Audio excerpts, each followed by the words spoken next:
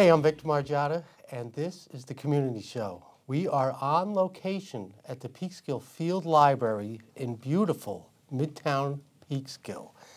My guest tonight is Jack Eckhardt. Eckhardt, and he is a former president of the Friends of the Field Library. We got so much to talk about. It's been here since 1887, and we just got so much to talk about. So let's get going. Thanks for coming on. Thank you for having me. You know, we were supposed to have Jennifer Brown. What happened to her? She has another engagement this evening. So. And you, I mean, I can't believe. What else are you doing today? Just today, we have a Friends meeting after this. Okay. Then I have an American Legion meeting after this. And then after that, I have an executive board meeting for the Peekskill NAACP. Oh, my gosh. And then I'll be happy if I'm in bed by 10. That's awesome. Thank you so much for doing You're welcome. all that. You know, it just seems like the people that do everything seem to do everything. And your efforts are greatly appreciated. Thanks. So what do you do for a living? I'm an adapted physical education teacher.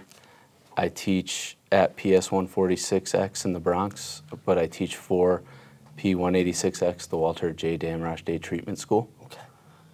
That's awesome. Do you enjoy your work? I love my work. Oh, that's I the have best. 90+ students with autism.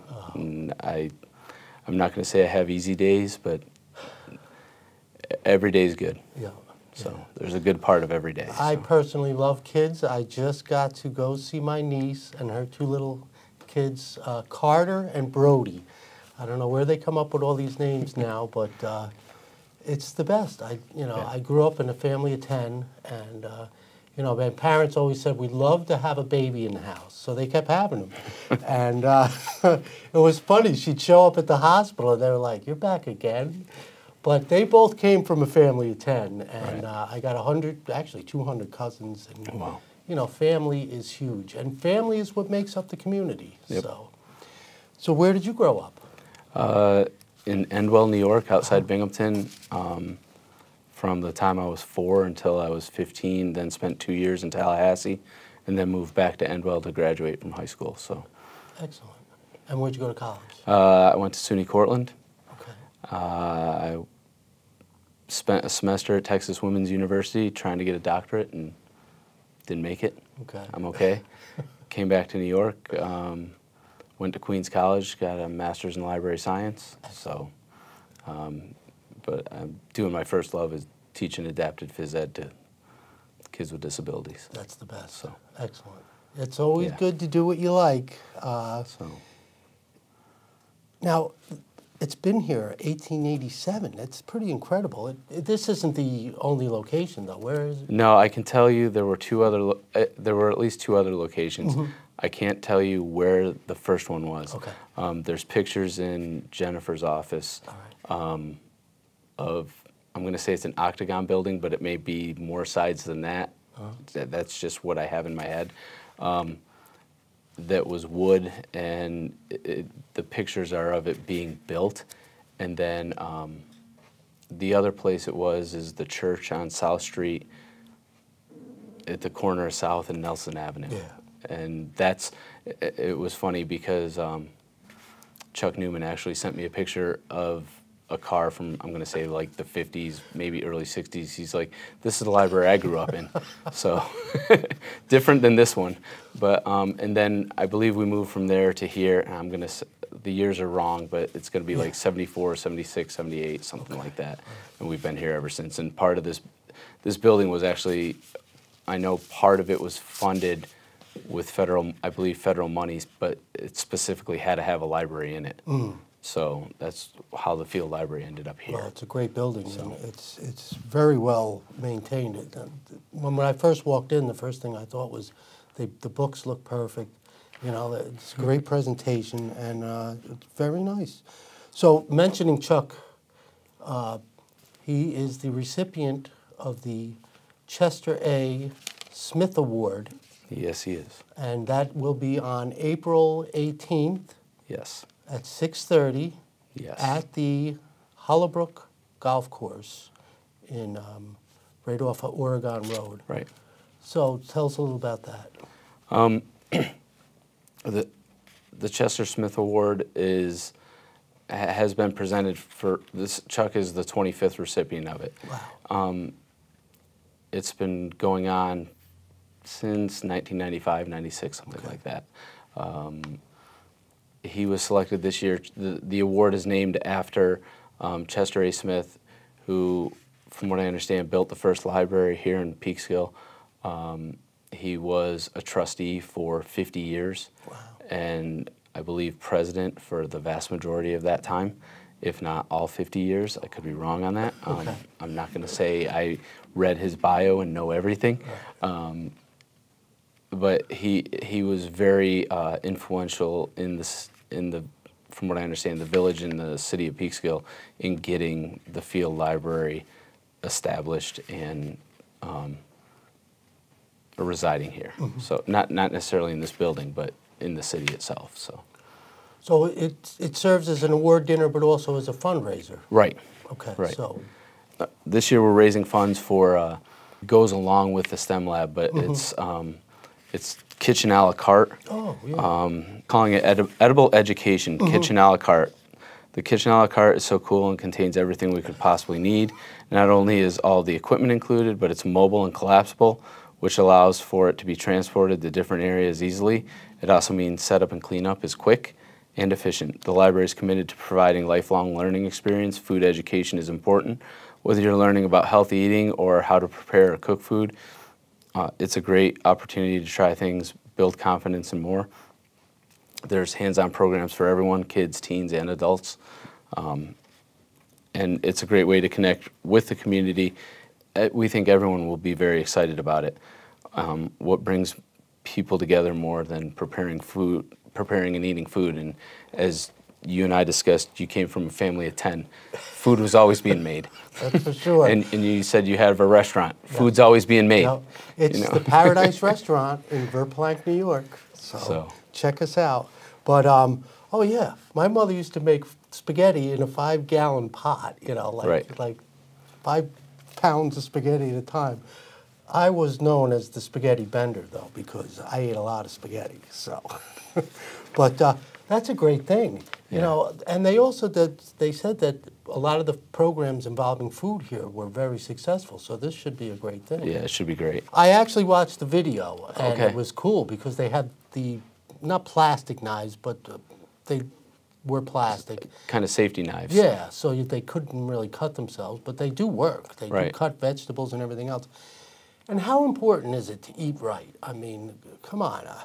I'm not going to down fast food, whatever, as a once in a while thing, it's fine. But to eat that stuff every day, I don't think it's good for you, personally.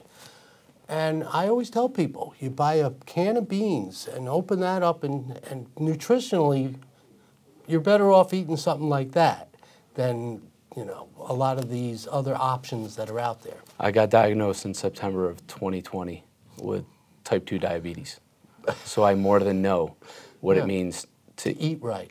To have to eat correctly. Yeah. I don't even want to say eat right. I want to say eat correctly because I'm very particular with I'm very particular with what I eat and how I eat and when I eat, and I'm not going to say it's easy, and I'm not going to say it's not an annoyance, but it takes a lot of work to eat correctly. And if you can teach people young to eat correctly, then they go, I don't want anything else. Like I have students that they will take 45 minutes to eat, and they will keep eating and eating and eating. It's great, because I have other students that look at it and they're like, no, I can't eat that. There's nothing wrong with it. No, I don't like it. And sometimes it's texture, sometimes it's smell, sometimes it's taste. Yeah. But then I have other students that are like, keep feeding me. Yeah, right. They love everything that's put in front of them. I always say, starve the kid until he wants to eat whatever you give him. Yeah. But I'm on the kale kick now. Kale. I'm not on that. Yeah, it has as much iron and calcium and all the things that it supposedly, has the most of what you need. And I'm not a big fan of it, but I'll mix in the celery and the garlic and the onions, and then it's kind of a little better, So, so I'm eating my kale and my beets. But see, this is what's easy about working at the restaurant. I could wrap it in foil and just throw it in the oven, and then an hour and a half later it's done. Because beets take like forever to cook, and it's to try to cook them at home is kind of, it's tough. So what you're saying is you cheat. I do. I have a lot of benefits of working at a restaurant. So there are so many great programs here. You've got story time, you've got teen art, there's Alexia, story time and songs, and magic with her ukulele. Do you know anything about that? I cannot tell you anything about that. No? I'm not going to say it doesn't exist here. Okay. I can't tell you anything about it. All right, well, there's a program. There are programs here, I'm going to say almost daily, Yeah. definitely weekly for all age groups, whether it's children, whether it's teens, whether it's adults. I'm not going to, I can't tell you exactly what they are. Okay. Well, I you know can't what you keep up do? with You it. go on the website. Exactly. And you look up all these great programs. Now, some of them you could just show up, but there's a lot that you have to register for? I don't know that there's a lot you have to register for. Okay. I can tell you that there's a monthly newsletter that goes out, Yep. and I believe there's one for the adults and one for the children. I'm not sure that there's one for the teens. That might be included in the adult or the children, and I'm not sure. Okay. But there's definitely a newsletter that goes out electronically, so if you have a library card here and you've given them your email, then the newsletter, you'll get the newsletter. Yes, So, and I just got on the email list, so I will be getting those, so I'm pretty excited about that. So Nora Mulligan is the head of adult services at the library. Yes, she is. Let's talk about her for a second. I know she's been here 17 years. She has been here a while. Nora is actually a retired lawyer. Wow. And Nora loves engaging with the public. She loves the book groups that she leads. She loves the library. She loves helping people. She loves coming in and just making somebody's day because she handed them the book that they were waiting for, or the item that they were waiting for that was on reserve, and so. So, hi, Nora, and sorry you couldn't be on the show with us. I was dying to meet you. And I love your last name, Mulligan, because that's my middle name when I play golf. My friends call me Victor Mulligan because I'm always taking a mulligan. But all right, hopefully we'll get to meet soon. Okay, so the Kitchen a la carte, that's a great, it's part of the fundraising program. From what I understand, that thing was $15,000. So Somewhere in the neighborhood of $12,000 to $15,000. Yes, it is. But I saw it, and it looks pretty cool. It's got a hot plate that as soon as you take off the pan, it shuts off so the kids don't burn themselves. Of course, the plastic knives. It's got a sink. It has a little toaster oven, which was pretty cool. So, And the sink, from what I understand with the sink, there's like a 3-gallon reservoir, and it does have hot and cold water that runs. So it's like a that wet bar. right? So so the kids learn. Like, Yeah, that's incredible. I say kids, but I mean it could be anybody. But it's available, and it's a really good learning station. That okay, so this is what I need to do. This is what I need to do. You know, because and maybe the kids. Yeah, I mean, Maybe the kids aren't getting it at at home. You know, like I don't know, like.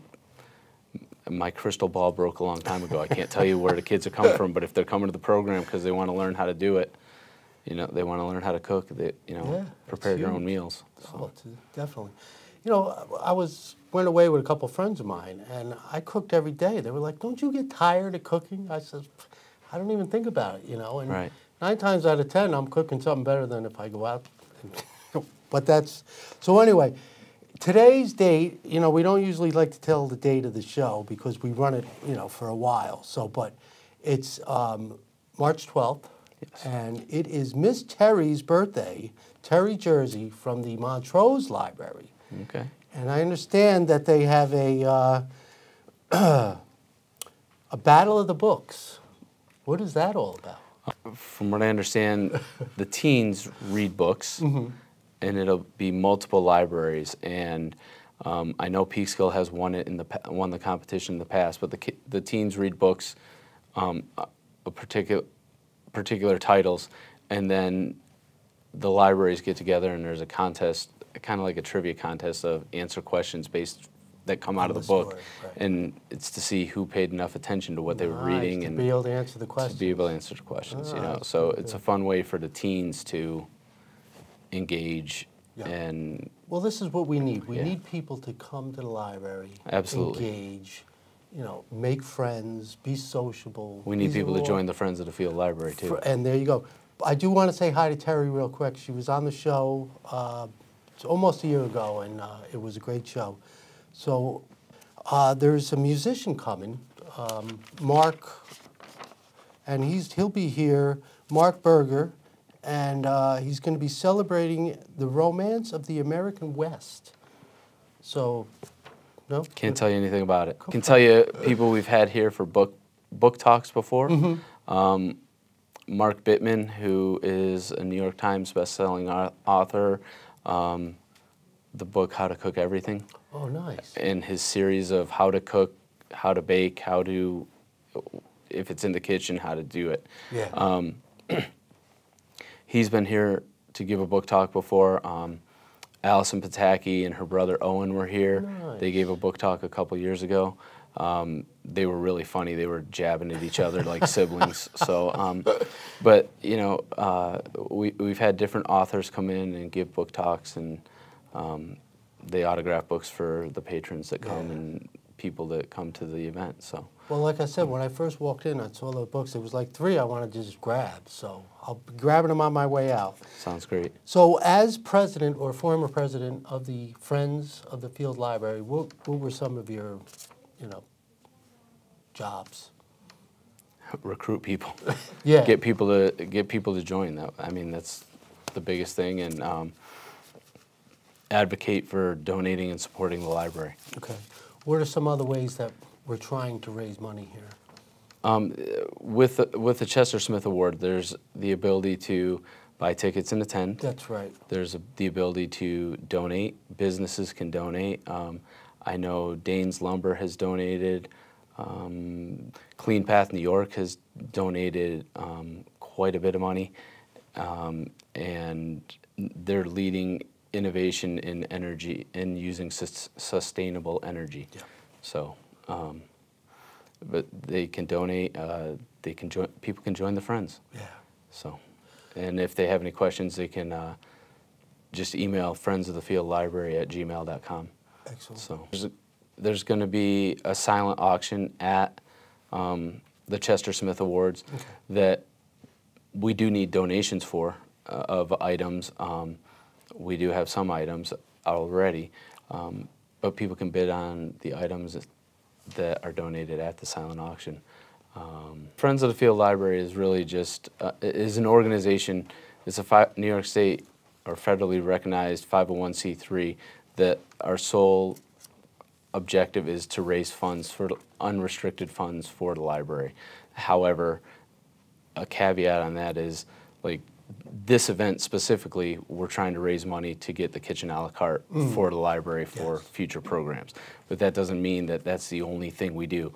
No. There's been times in the past where we had a meeting, the members and the board of directors of the Friends of the Field Library, we were having a conversation as to how much money we wanted to get, donate, and I believe we donated $3,000 to the Beginning Readers program, so specifically beginning reader books that were on the children's side, but we donated $3,000 so that they could build that part of the collection back up. So, Excellent. like, if there's something that Jennifer, the director, wants or needs, and it's not necessarily budgeted, she can ask, and we'll be like, yeah, we can do it, or we can't. Yeah, you know. yeah. So, but the nice thing is it's unrestricted. Like, it may be something that Jennifer or one of the other librarians goes to a conference and they see something at the conference and they come back with the idea and it wasn't budgeted for that year and they want to start it. And so they can say, hey, can we try it? Can we do this? And we have the ability to, if we have the funds available, to give them the funds, to give the library the funds, where the budget may not, that thing may not be in the budget and may not be affordable that year, you know, so. Speaking of Jeff Dane, we want to say hi to Jeff. Thanks for all the community service that you do, and you know, we appreciate it. Jeff's a great guy. Oh, Dane Lumber was actually purchased an ad in the Journal for the Chester Smith Awards. So, Okay. So go on the website, look for the Chester A. Smith Award, buy tickets, go to the dinner. It'll you know, join the fundraiser, add, you know, donate some money. it's These are all It's great actually things. on Eventbrite. I Okay. can't tell you the whole link off the top of my head on All right. Eventbrite, but it is on Eventbrite. Okay. So people can go there and look for it as well. So Excellent.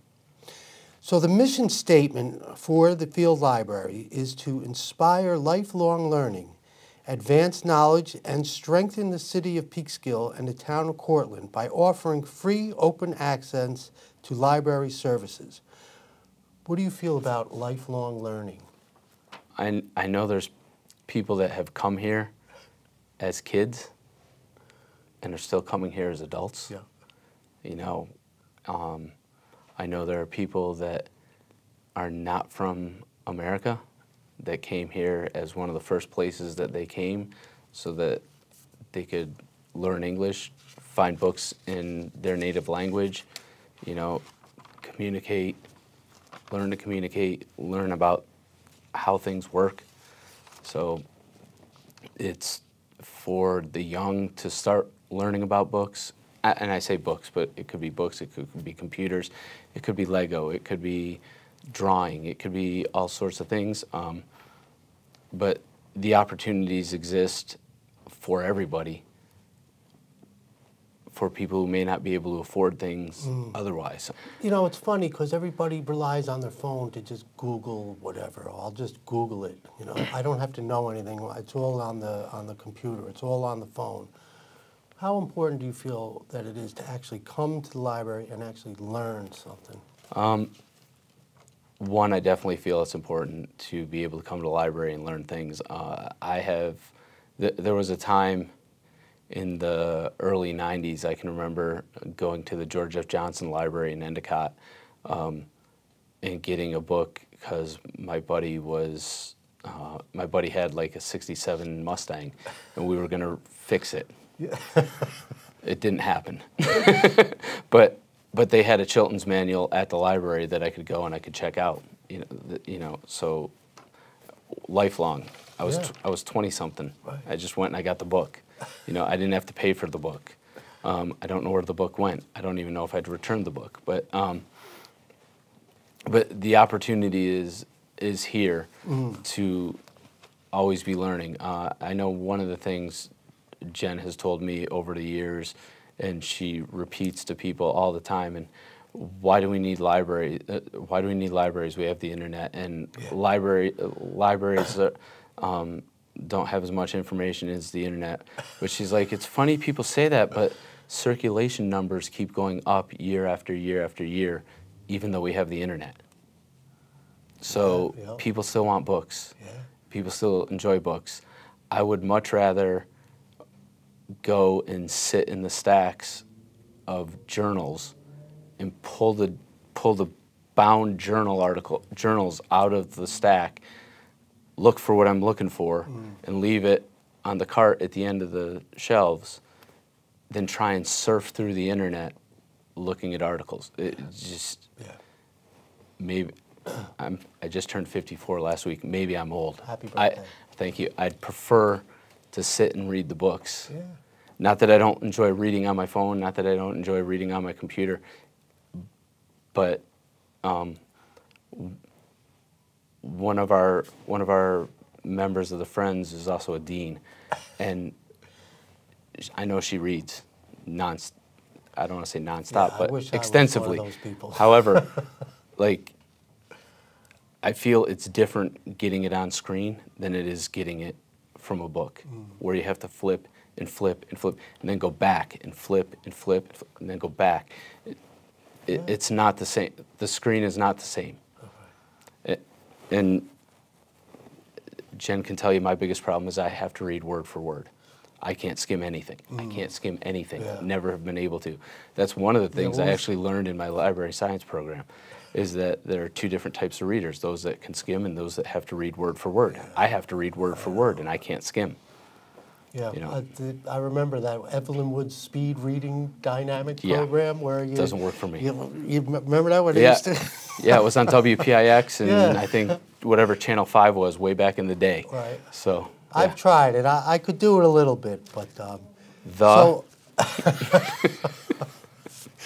So really, come to this library. It's awesome. It's got so many great programs. There is a work-study program, which looks awesome. It's for careers in healthcare, which, I mean, it's run by a local healthcare service, but they they teach healthcare aides, just to get you started.